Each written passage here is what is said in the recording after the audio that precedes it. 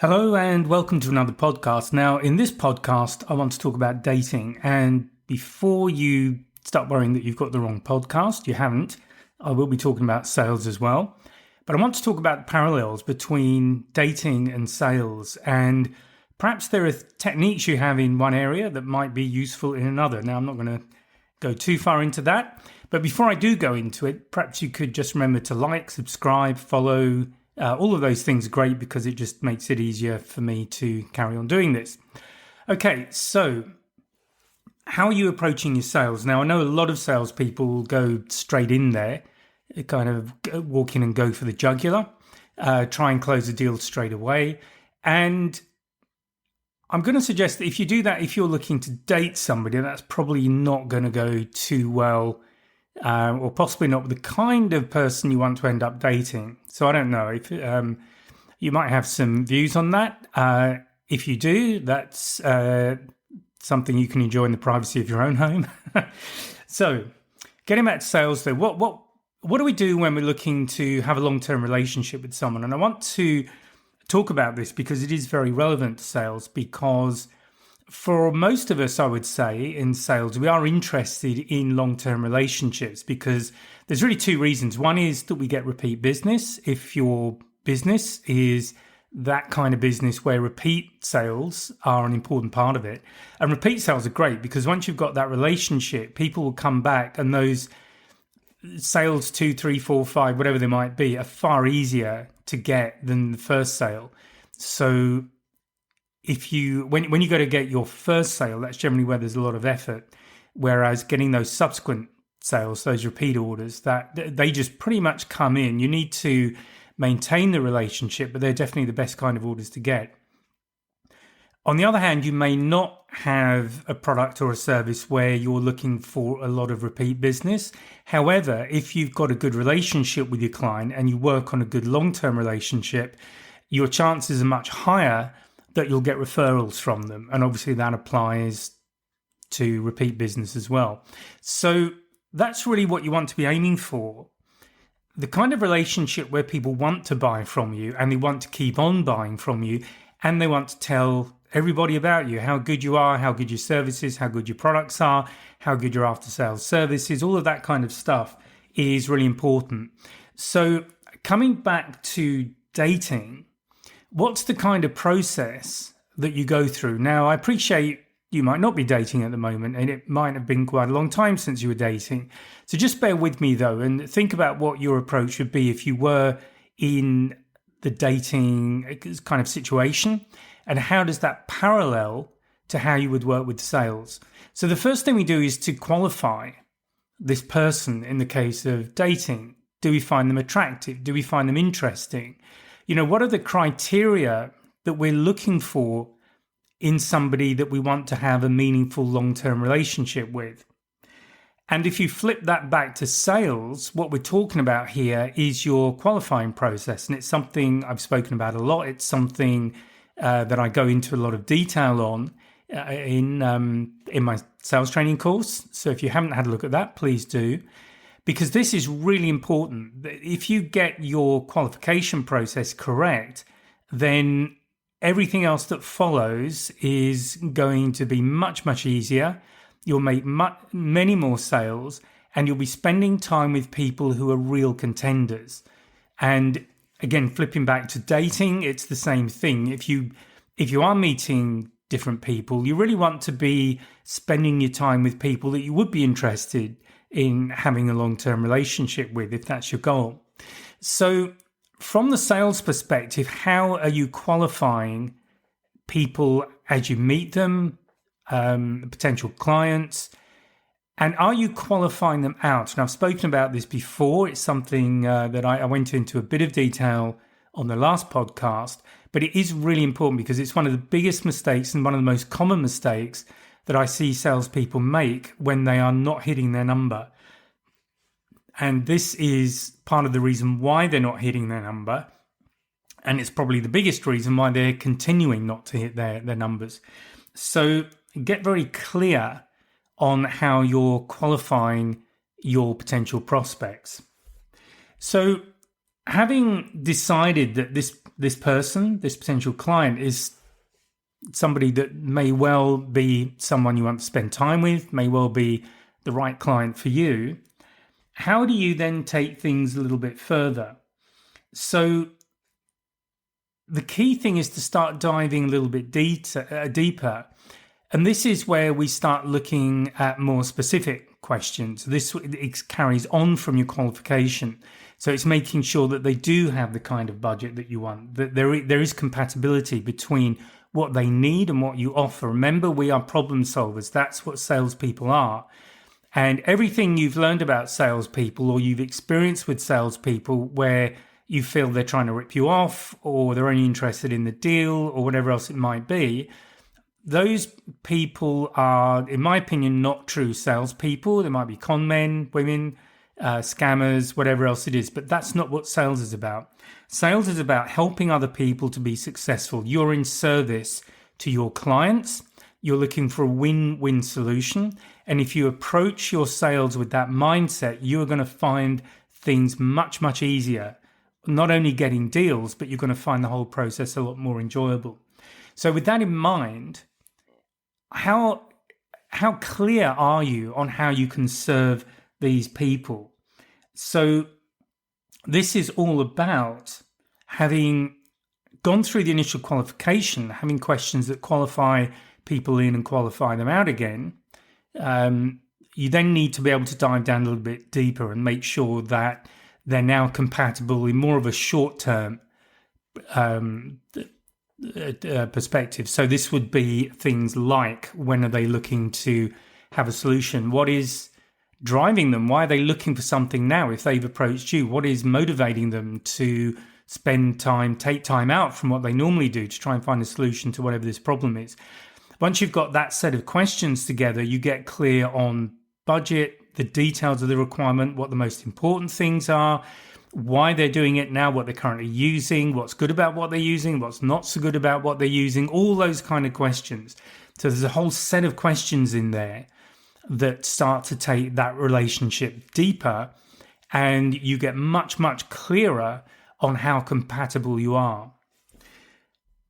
So how do you build that? So diving a little bit deeper again, we're really now talking about building trust and rapport. So at one level, you've got these more detailed questions. This is about you getting a more detailed understanding about what they are looking for and how well you are able to meet those requirements.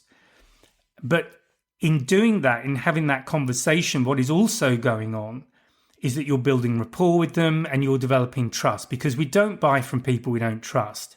I mean, you've got to be nuts, really, to buy from someone you don't trust. You're just asking for trouble. So it's really important that as salespeople, we build trust, because we want that long-term relationship, and no relationship functions without trust. So this is absolutely fundamental. And the key way to go about doing that is to listen. And I can't emphasize that enough. It's something that I've seen so many salespeople do who are struggling. Some of them don't even listen at all. They just want to talk through a brochure or a data sheet and pitch their product. They're not even listening to what the client's telling them. And this is the goal. This is where you close your deal. This is where you find the edge over your competitors.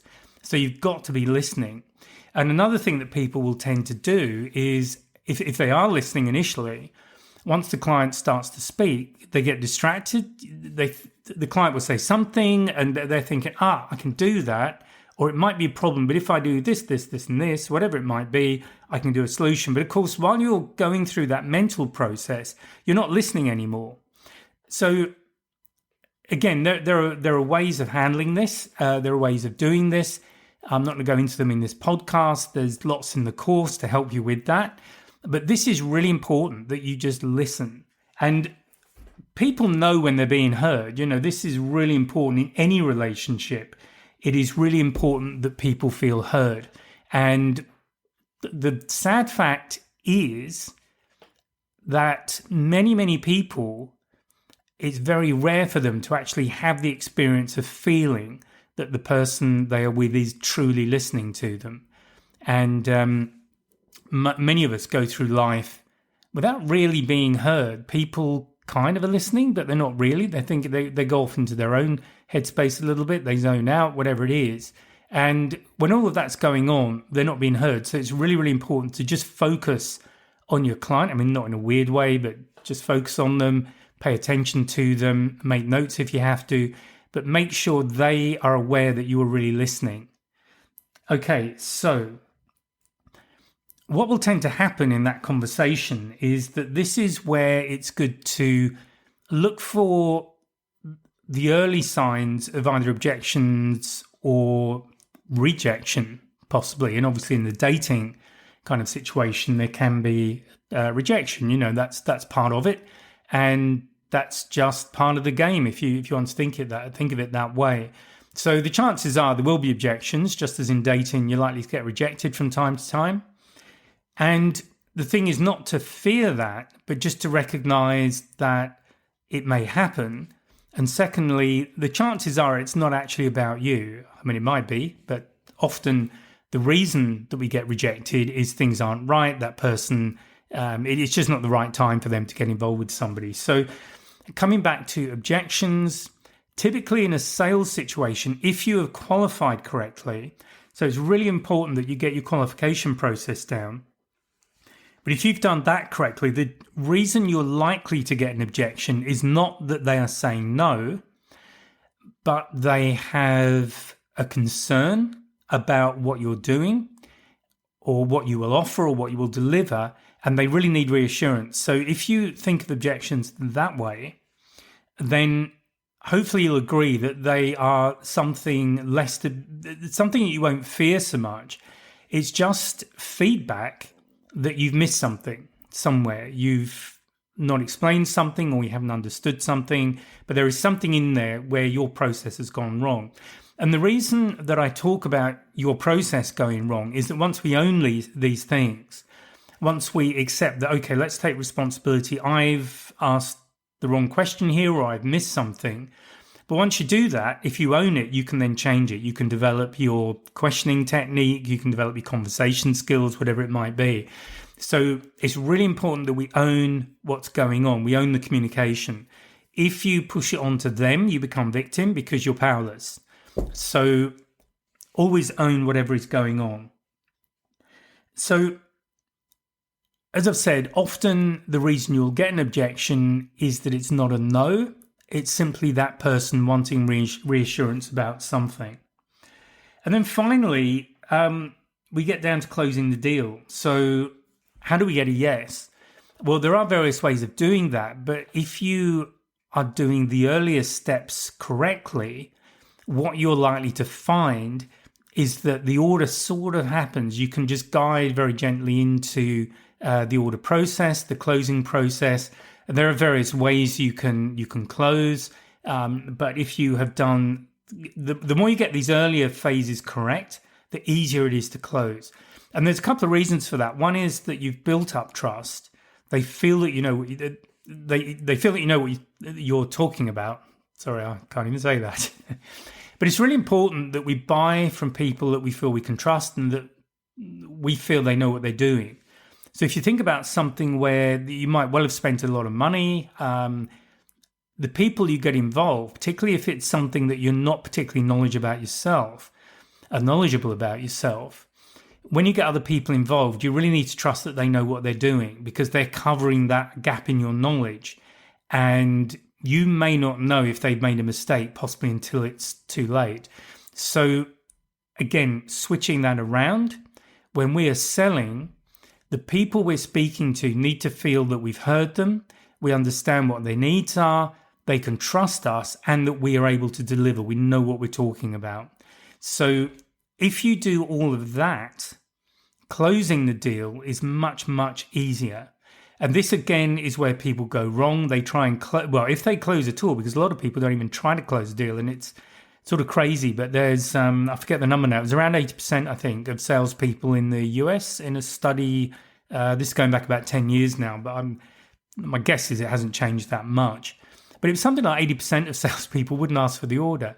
And something like 70% of clients were sitting there waiting for them to ask for the order. So it's sort of crazy when you think about it. So don't be afraid of asking for the business.